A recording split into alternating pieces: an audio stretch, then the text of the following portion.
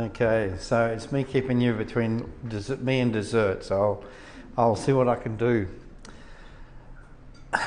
So FHIR, F-H-I-R, stands for Fast Healthcare Interoperability Resources. That's just a demonstration of how hard it is to find a globally unique acronym these days.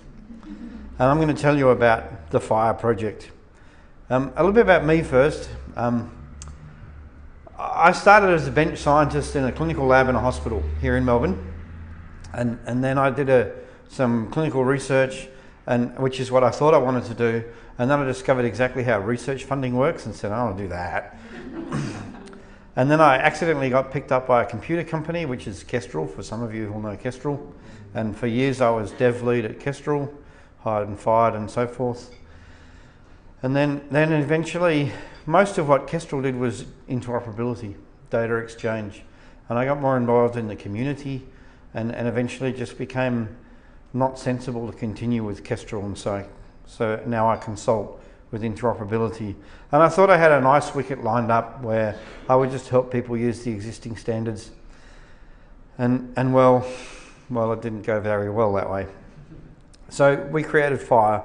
I'm going to talk a little bit about FHIR in a sec, but I just thought people are really excited about FHIR, and here's some quotes from a big bunch of Americans. This is drab from American presentation, but these are all really significant, well-known media players in the States. John Halumpka, Brian Ahir, Rob Broll, and Dave McCulley, all talking about FHIR. You can read the quotes. David McCulley in particular is the Chief Medical Officer for Cerner Corporation. And all of them are saying that FHIR represents the future, a great opportunity for healthcare. So let's talk about FHIR then. It wasn't likely that we started this process of a new standard, because it's a risky process to start with a new standard. And really it came out of my experiences working for NETA. So I've been a standards subject matter expert for NETA for 6 or 7 years now. And we were midway through the development of the PCHR, and it became clear to me that the PCHR was going to fail. And that's still a difficult statement to make in public. It hasn't failed yet. But from where I sit, it's never going to achieve the goals that were identified.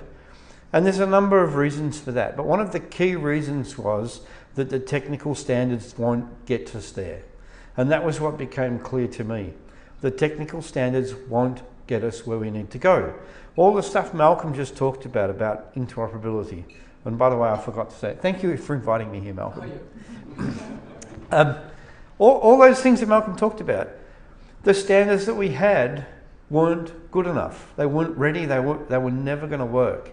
And if you stand back and look at other industries, 4 or 5 years ago, it was clear what was going to happen in other industries. What we call digital disruption now, it's a word that's really come about since the last 5 years, was clear what was going to happen. It was clear that we had no path in healthcare. And my NETA contract fell through because of contracting delays, you know how it is. So I had a few spare weeks, so I said, well, let's just see what could happen if we started again. So it was an accident creating FHIR. But it did grow out of spending 5 to 10 years trying to fix the existing standards and coming to understand that they were a dead end. So what is FHIR? This is what I said I wanted to do. This is the list that I made, not quite in these words, but this is the list that I made when I started. Said we want to use modern web technology for healthcare. That's the technology that underpins the business transformation that's disrupting the other industries. So that's what we wanted to do. But we knew that we had to take and add to all of that stuff that they use in other industries, had to take what we knew about existing healthcare standards. There's a lot of knowledge there. And we wanted to use REST, it's a pattern for using web technologies to manage information. We wanted it to be scalable, both performance-wise and in terms of community, and that's the really important thing. You can throw computers at a technical problem. What you don't have is people to throw at a problem. Scaling the community was the single biggest deal. And those web communities had proven that they could scale the community at very cheap rates, very cheap to scale the community. We wanted to do agile standards development. We didn't even know what it was. We just knew that agile programming was a really good way to get things done cheaply and to get to the outcome. And so we said, well, what does agile standards development look like? Let's see what we can find that looks like that. And we wanted it to be free, which is a pretty big deal, actually, in healthcare standards. We wanted it to be free and open standards so it was not encumbered. And so that's what we set out to do. So where are we? We grabbed the best bits of all the existing standards. As much as we could, we didn't want to invent anything. We wanted to pick things that people already proven worked. We knew the web worked. We knew that version 2, for those of you who know the standards, who don't know the standards, you don't have to worry about this slide. We knew that version 2 and version 3 and CDA and DICOM and XDS and OpenAir all had good stuff. We wanted to cherry pick all the good stuff out of them and just go with the good stuff in one single big bucket. And that's what we tried to do. And all of those have good things. And there's one thing, what we wanted to do, as Chris said, was wanted to reduce the cost of interoperability by a factor of 10. How do you do that? What is it that it takes to do that? And all of these had their good bits, but what's transformative in here? And that led to our manifesto. This is what I have on my wall now. This is what I ask all of the people in the core team who work on FHIR to have on their wall. The manifesto. Focus on implementers. It's obsessive. We don't want to impress anybody but the implementers because they're the ones that matter. They're the ones that vote with their feet. They're the ones that spend money. And we're talking serious amounts of money. Billions of dollars get spent on this stuff. They're the people we care about. We ship working code. And to me that's really important because the core team ships working code that implementers, including very large companies, pick up and put into production in their systems. So code I write is running in production systems across the world, and I hear from the engineers about what does and doesn't work, what the holdups are, what would be better. And that's a really tight link that all of the developers of the standard have into the implementation community of the standard. It's really important to have those kind of feedbacks. It's too easy as a standard to get stuck in the corners, making the corners easy and the core business hard. That happens a lot. And so we, as much as we can, target support for common things that people commonly want to do. Common things should be cheap and weird things should be expensive. We can't get rid of that, can't get away from that. As much as possible to leverage web technologies, to focus on human readability, that all through the clinical process, this is duality of the data and the story. And that duality actually is a lot of the challenge that we have to get data interoperability going. So we said we're going to make that the heart of what we do so that you can always have that duality. We wanted to make content freely available, which I'll talk about in the next slide. And we wanted to support multiple ways of getting things done because there's lots of different ways of exchanging information in healthcare for lots of good reasons. And we demonstrate best practice governance, although I've come to conclude that nobody knows what that is. Just in terms of being freely available, the spec, the FHIR spec itself is at hl7.org/FHIR.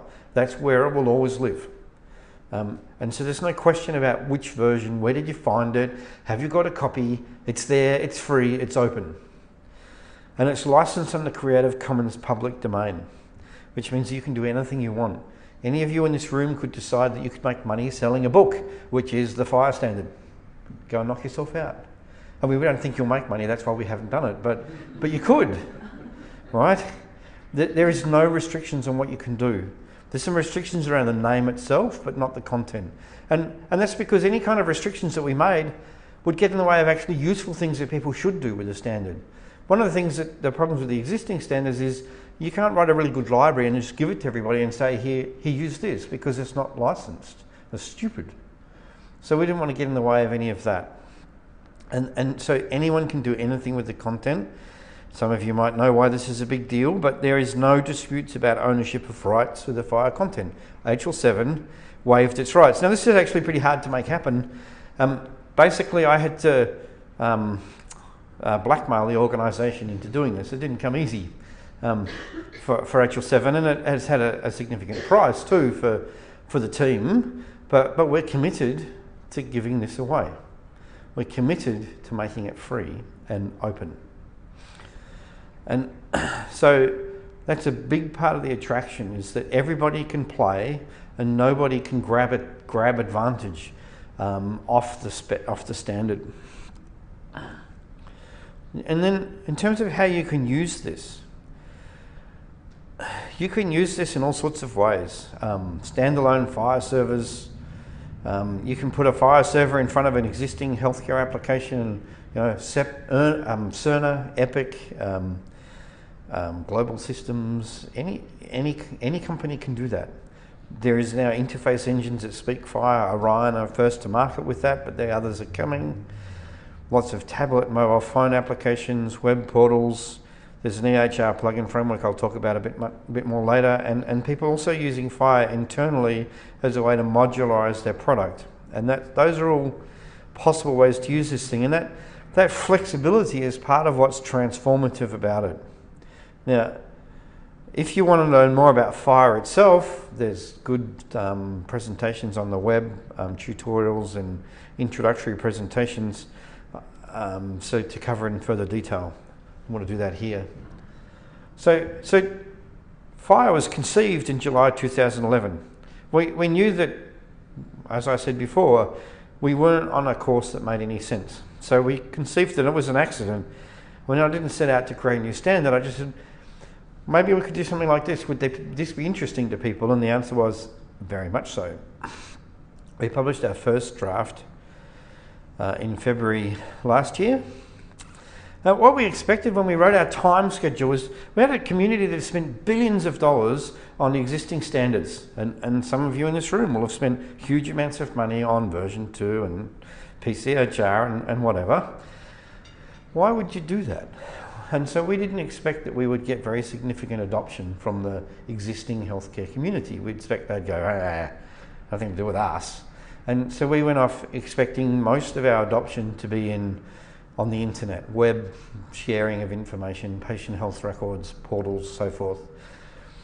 And that through 2014 and early 2015, we would get enough interest from those segments of the community to justify a significant amount of work from HL7 to turn it into something that would be a long-term prospect. It didn't work like that. From the day that we published the first draft standard for trial use last year, my life went nuts with adoption, and I'm going to list some adoption in the next slide, but it's just been hundreds of times more than we forecast in our wildest dreams. And we've formalised the open license. We've committed to a relationship with the community, and the community has just grown exponentially. Last month we published our second major milestone, the second trial use, substantial changes based on implementer feedback, and what this represents is a solid version for US adoption. What we've really covered is clinical and event summaries. And what we have yet to divide off into is now our second phase that we're entering, is to get really good at supporting the provision of care process, financial, administrative, diagnostic, the process part of it. So we've got a lot of work to do yet. We're maybe a third of the way into our work, but even though we're a third of the way into our work, look at our adoption. So first of all, I want to call out Smart on FHIR. So Smart is a project being run out of the Harvard medical community, I guess you'd call it, which is a way to extend, and it's an application extensibility framework targeted at EHRs. So it's a way to extend EHRs. To me, it solves a really important problem, which I've seen again and again.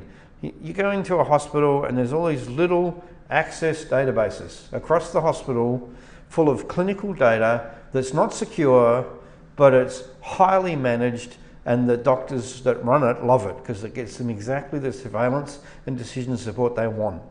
And then the hospital, the CIO says, well, can't keep doing that. There's no backup, there's no security, you can't. So we'll get a real system, and of course, you know what happens when you get a real system, which is you lose the point. You lose the actual surveillance and the actual decision support that you wanted. So the value proposition for Smart on FHIR is you keep the data in these big systems, they do what they do, and you just write the bit that matters to you, a standard API, so you can write the decision support and surveillance software that you need, and it's independent of the software of the EHR provider. That's a really big deal. And it's starting to come true now in the States. And if it comes true, then it'll start to unbundle the EHR environment, and it will completely transform healthcare. So Smart on FHIR is a really big deal, and hopefully in the end that'll become just part of FHIR. IHE and a related standard organisation are gradually reworking their existing specification. Now, it's in the US where we've really kicked goals, and I'm still not exactly sure why, but we have a bunch of ONC, which is ONC is the equivalent of NITA, ONC projects including the data access framework and the structured data capture, which is exactly what Malcolm was just talking about, a formal specification to support that, which we're going to start trying to adopt here in Australia this year and next year. And then there's the Argonaut project. The Argonaut project is the most significant of all these projects. The Argonaut project is all the big US vendors, all of the big US vendors got together, pooled their money and said, what we're going to do is take the Smart on FHIR specification and actually all implement it and all test it all together so that it's actually interoperable, and then demonstrate that that's true. And the point of that is front-running legislation, because the US government's been really clear, it's going to force them to provide that kind of service. And what they're saying to the US government is, hey, we got together and figured out what would be the right kind of service, and we're all doing it, so now you just legislate us to do what we're already doing. Right? Saves them money, means that the government's telling them to do what they want to do anyway. So that's what the goal is front-running legislation. It would be nice to see that model running here in this country, rather than people just getting out of the, not being involved in bitching about what they got told to do and not doing it well. It would be a lot better if we actually drove it from industry, and then when the government came along and said, you've got to do this, we go, good, we're doing it. And that's what's happening there. The Argonaut project is sort of halfway through process, and it's kind of running really well at the moment, actually. And now is a really good time for me to talk about information blocking. I work with the dev teams from Cerner and Epic. I have C-level access to the dev teams and the other big providers, but Cerner and Epic are the one everyone cares about. From where I sit, their development teams are under instructions to operate well. There's no hold up at the dev team level. Now, that's a bit, I think, recent. I think that still hasn't penetrated the market yet. And so I think that the market still believes that the vendors don't want to share information. But that's not what the dev teams are about. So I expect that that will change. The question is whether the users of their product want to share information. I'll come back to that. There's another consortium called HSPC, Healthcare Services Platform Coalition. Their goal is to enable full clinical plug and play on top of Smart on FHIR. And so genuine, you can just take an application and move it from hospital to hospital. That's a much longer term goal, because in order to move an application from hospital to hospital, not only do you have to share common data access framework, you need to share common data, you need to share common clinical practice. That's much harder. We'll get back to that.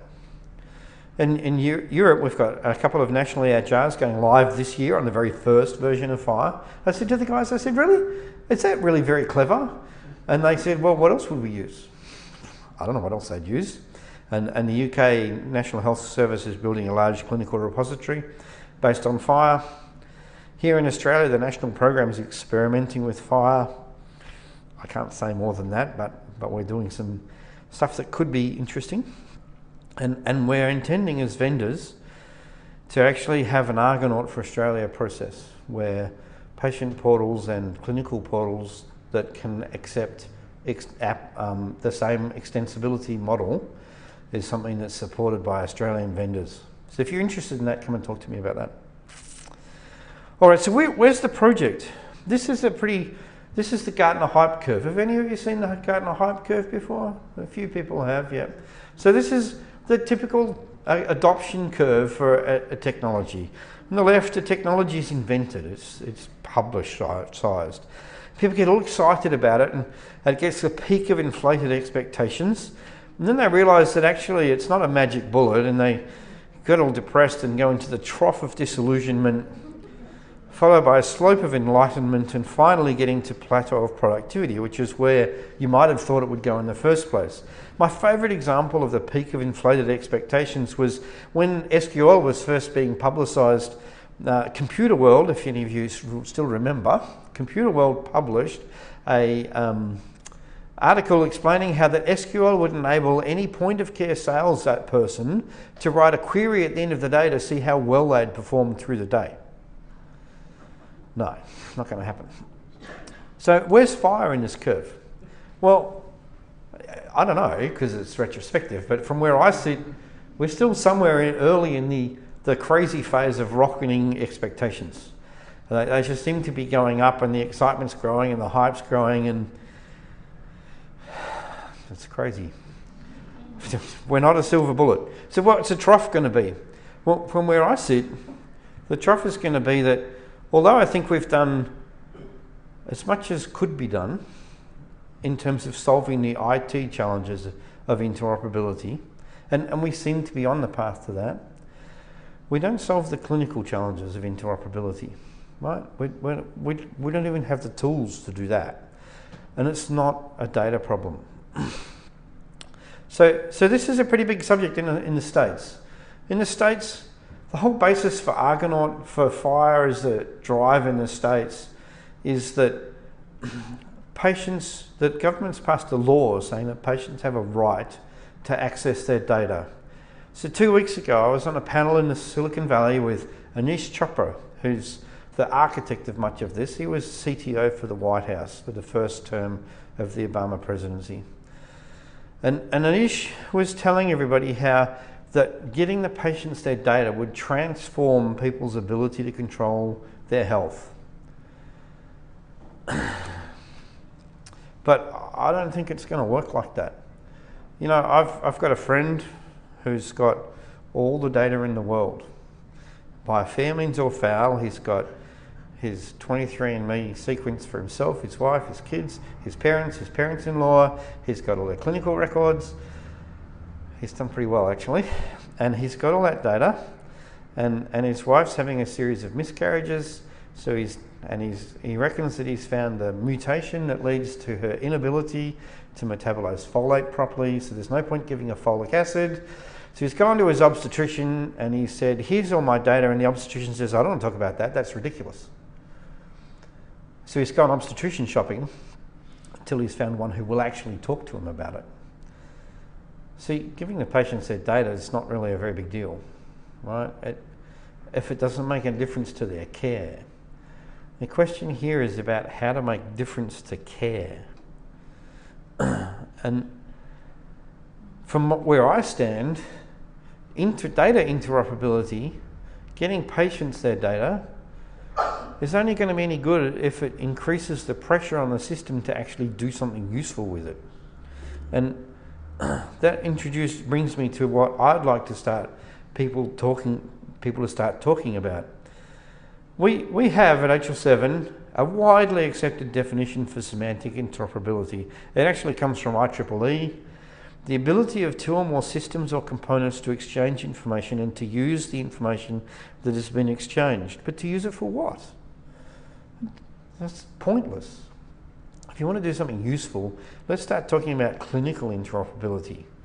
The ability of two or more clinicians or care teams to transfer patients and to provide seamless care to the patient.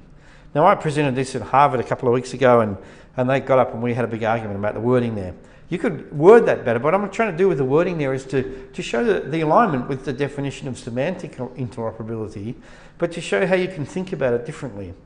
Think about how do you exchange information to serve the process? Because if the process doesn't change, then you might as well not have bothered exchanging the information. And in a way, I'm saying exactly what Malcolm said, right? Which is, it's about the process of care. And when we get seamless transfers of care, then we're getting somewhere.